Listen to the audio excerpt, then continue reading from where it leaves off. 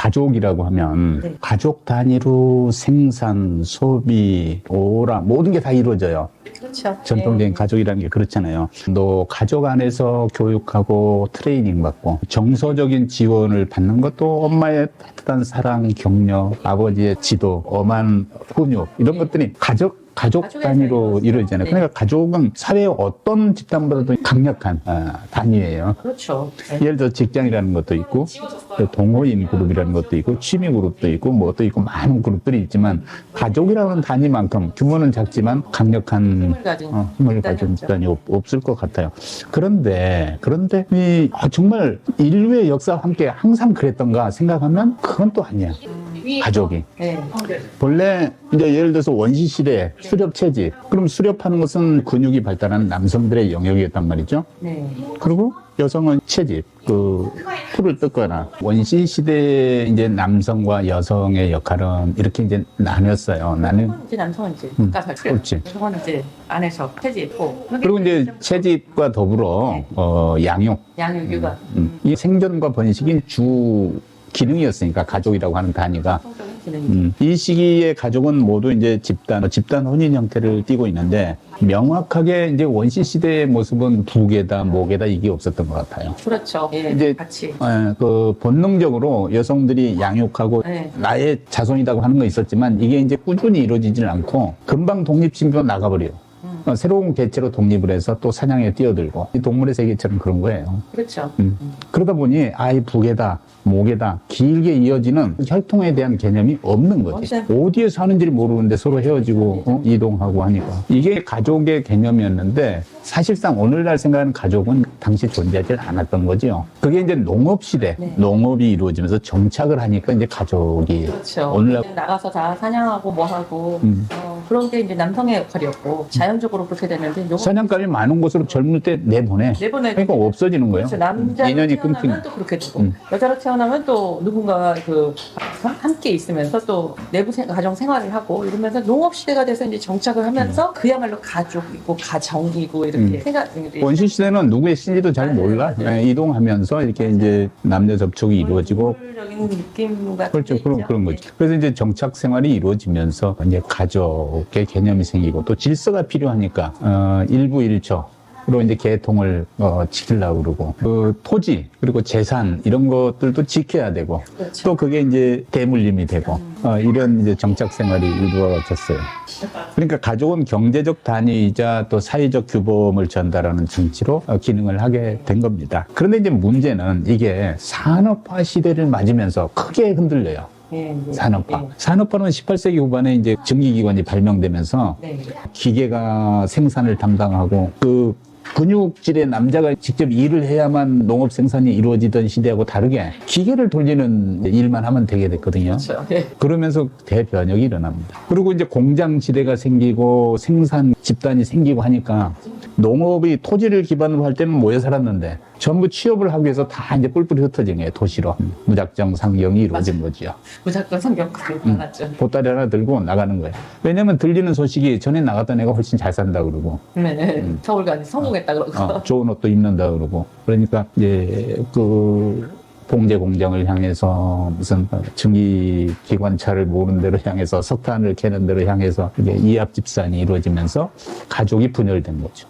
분화가 돼서 떨어지는 형태가 됐어요. 가족은 이렇게 바뀌는 겁니다. 네. 이게 문화잖아요. 네. 거대한 문화 트렌드죠. 근데 현대 사회에 들어오면서 20세기가 되면 또 바뀌어요. 20세기가 되면. 완벽한 헷갈림. 한 번에 또 큰 변화를 겪게 되죠. 여성 사회 진출이 많아져요. 그렇죠. 여성들이. 그 전에는 여성은 이제 보조적으로 출산 양육에 전담하고 음식 하는 데만 역할이 있다가 산생활을 하다가도 예전에 결혼하면 딱 그냥 집에서 그냥 취집이라 그러잖아요. 취집. 그렇죠. 취직이 아니라 취집이라 그래요. 취직하는 거. 네. 거기가 직장이 돼버리는 거예요. 그래가지고 집에서 사회하고 아이 키우고. 근데 이게 변할 수밖에 없는 게 과거에는 힘이 필요했단 말이죠. 네. 근육력이 필요했다. 근육. 스피드가 필요하고. 여성분이 아주 근데 이제 머리를 써야 되고 지혜를 짜내는 것은 이제 뒤지지 않는다. 그러니까 여성들의 사회 진출이 늘어나고 역할도 이제 점점 증가하면서 남성의 예속을 단호히 거부하고 왜 나도 사회활동하는데 왜 나만 육아하고 나만 살림하고 그래 이렇게 되면서 거의 이제 분담이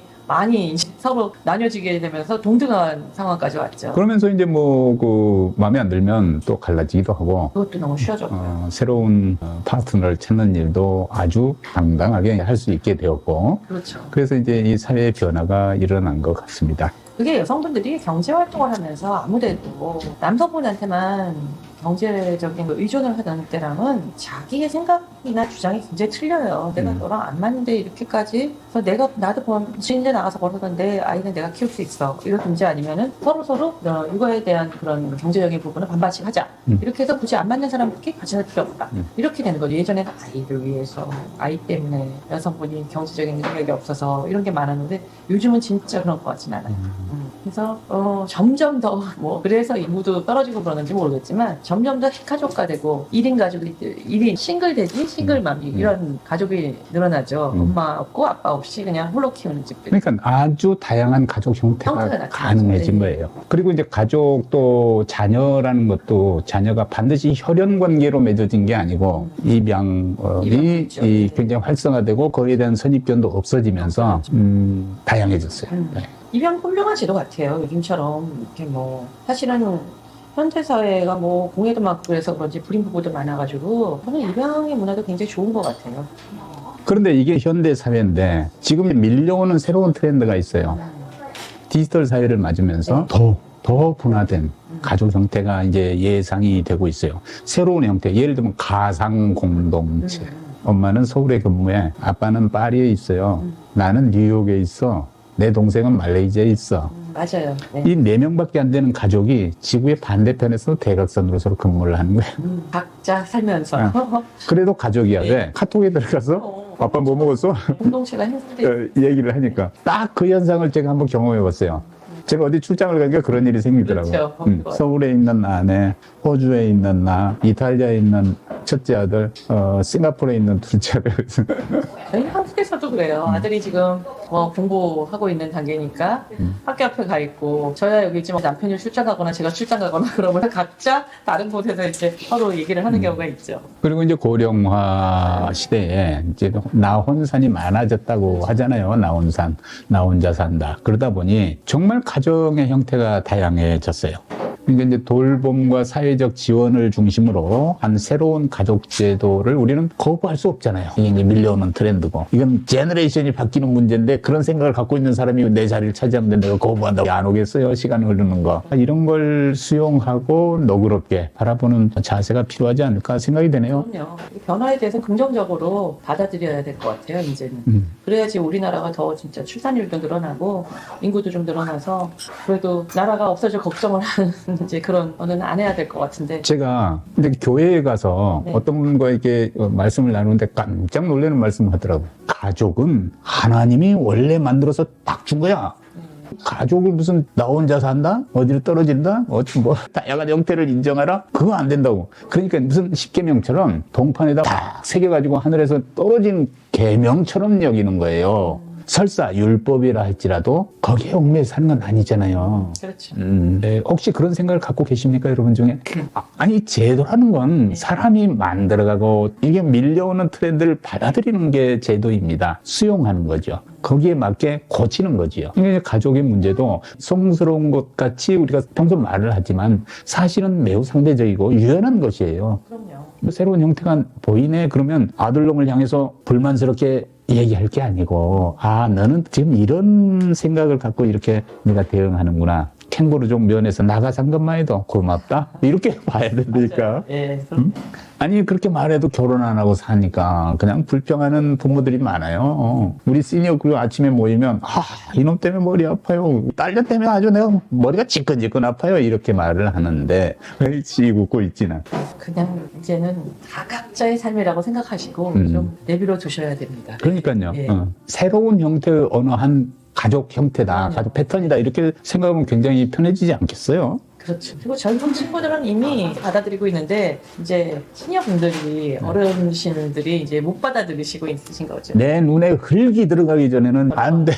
뭐 그때 그 그런 참. 분들 많잖아요. 네. 또 외국인 며느리 하는데 외국인 사이 하는데 이런 분들도 예전에 얼마나 많았는데 지금 뭐 얼마나 많은데요, 국제컵. 아니 심지어는 내가 얼마 전에 들은 얘기예요. 그분 말씀이 나는 마음이 아주 열려 있어서 외국인 며느리, 외국인 사유 괜찮아 그러더라고. 네. 근데 까맣지 않으면 돼 그러더라고. 그러니까. 뭐야? 그러니까. 그것도 마찬가지죠. 뭐, 다른 말이 그러니까 안 되지. 뭐 항공기에서도 사실 예전에는 뭐 이런 지역 사람 안 돼, 저런 지역 사람 안 돼, 이런 것도 많았잖아요. 지금은 뭐 그건 없다 하더라도 또 외국인에 대한 취업도 그런 분들이 되게 굉장히 많았는데 지금은 그것도 굉장히 달라졌더라고요. 부모님들이 저만 해도 사실은 그 사람 괜찮으면 그게 무슨 상관이냐 이렇게 생각하는데 그것도 아직까지도 못 받아들이시는 분들이 있고 뭐 진짜 농촌에서는 뭐 얼굴도 제대로 본다 만다 할 정도로 외국에서 여성분들이 와서 의외로 너무 잘 살고 그러니까 그게 다 자기 자신의 그런 어떤 인성 문제지 살아가는 게 뭐 국제적으로 국가가 달라서 그런 문제는 아닌 것 같아요. 살면서 문화적인 차이가 있을 수는 있어요. 있을 수는 있는데